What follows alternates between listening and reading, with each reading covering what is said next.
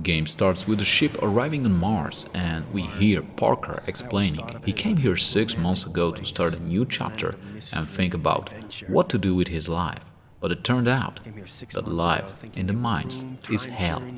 Miners are treated like slaves and live in bad conditions. The company doesn't care much about their lives, and there's also a plague that is killing them recently.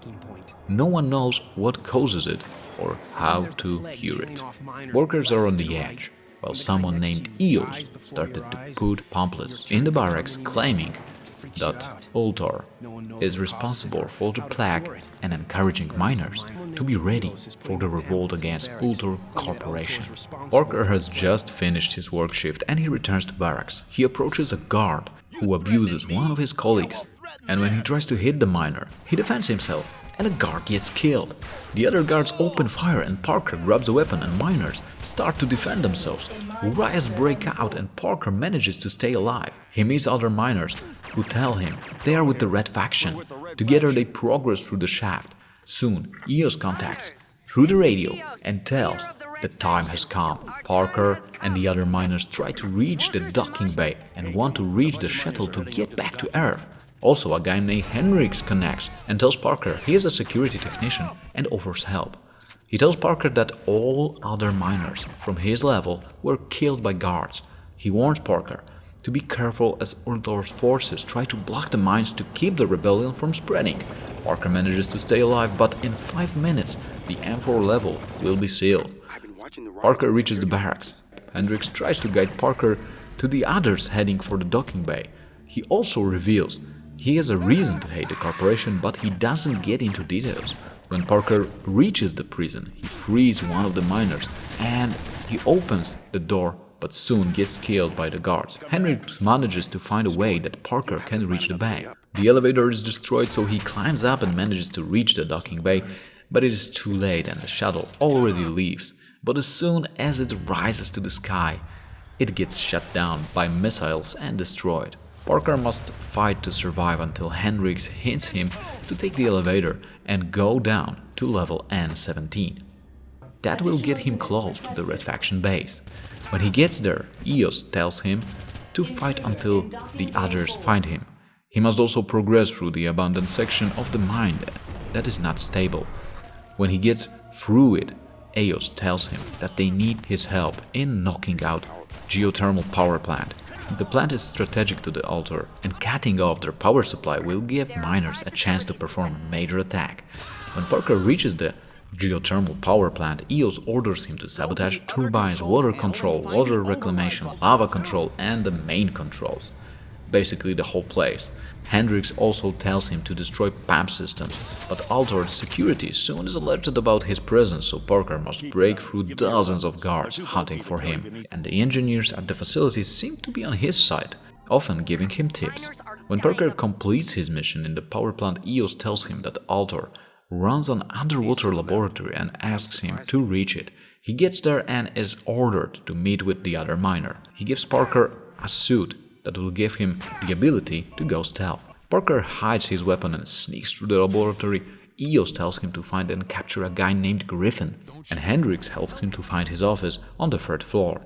Parker reaches Griffin's office, and it turns out he is high-ranked Ultor administrative. Parker is surprised how he knew about Eos, and Griffin tells that Ultor knows everything and they set this whole thing up. Parker manages to walk Griffin out of the office, and through the underground base they progress to the rendezvous point with the Red Faction squad. They take Griffin to Eos, but Parker is ordered to stay. Parker feels a bit screwed by that. Parker learns from Griffin about Dr. Capek, who created the plague. Capek has been experimenting with nanotechnology, and the plague is a side effect of injections at the miner's annual medical checkup. Hendricks directs Parker to Capek's secret underground laboratory. Parker sneaks through the vents, and once inside he dresses up as a laboratory staff and looks for Capek. With Hendricks' help, he finds him. Capek greets Parker, thanking him for starting the diversion, as now he can accelerate his experiments on miners. Parker tries to kill Capek, but turns out he's protected by a nanotech shield. Capek escapes and Parker tries to go after him through the mines, and it looks like Capek is trying to lure him somewhere. Eos informs that Griffon told her that K-Pack knows how to cure the plague. Hendricks tells Parker that there have been rumors about a secret facility deep underground, and this is the place. K-Pack leads Parker. Inside, he not only fights with guards but also the mutated miners, side effects of K-Pack's failed experiments. As Parker progresses through the undergrounds, Hendricks manages to crack into secret facility's security network. With a stolen submarine, Parker swims to the lab. K-Pack tries to kill Parker, sending a giant worm, but Miner manages to kill it.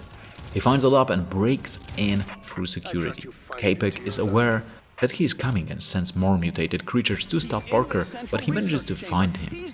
Turns out K-Pack is levitating with a nano weapon in his hands. Parker deals with him and manages to shoot him down, but Eos arrives and stops Parker from killing him. She says K-Pack is the only one who can lead them to the cure for the plague. K-Pack tells them that if they want to cure the plague, they need to stop the replicators. He also reveals there is an antidote, but he dies before they learn from him where it is. Eos assumes it must be in his computer.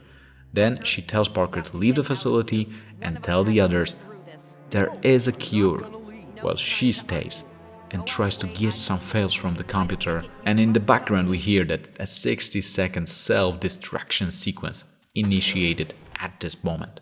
Hendrik tells Parker that he needs to send a distress call to the Air Defense Force. Parker goes to the other end of the canyon with a miner sent by Eos to pick him up. While he's on his way there, Hendricks connects, worried that there is no contact from Eos, assuming she might have died back in the lab.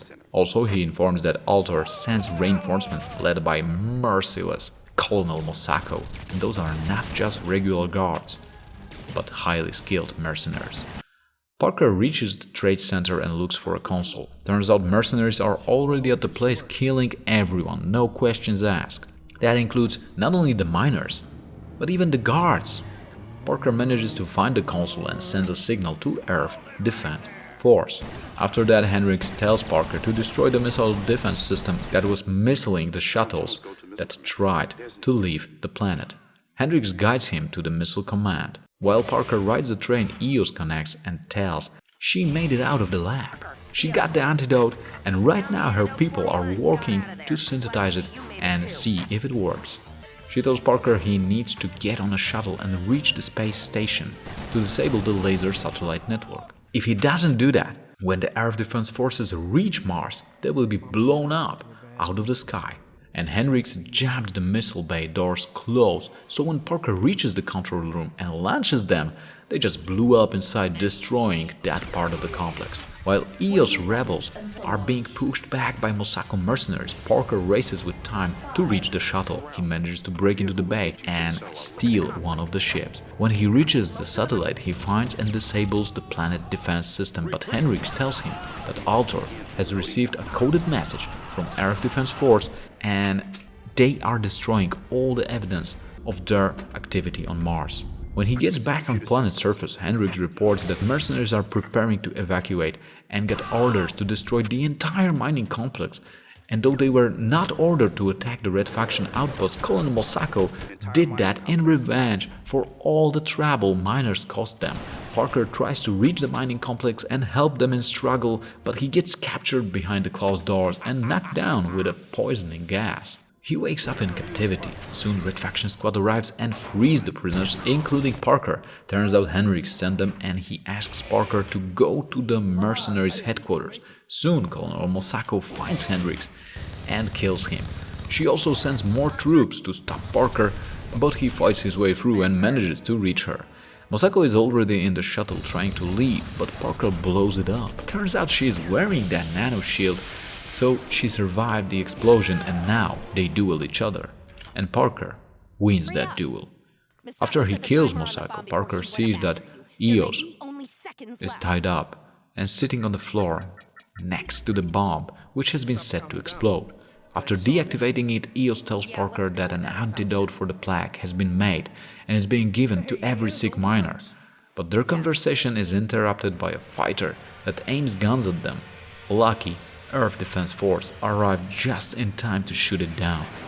Earth Defense Force takes over the facility. EOS tells Parker he can now relax and enjoy his hero time and points out that he should be looking for a new job. She also states she is leaving Mars. Then we see a ship leaving the planet's orbit, and that's how the game ends.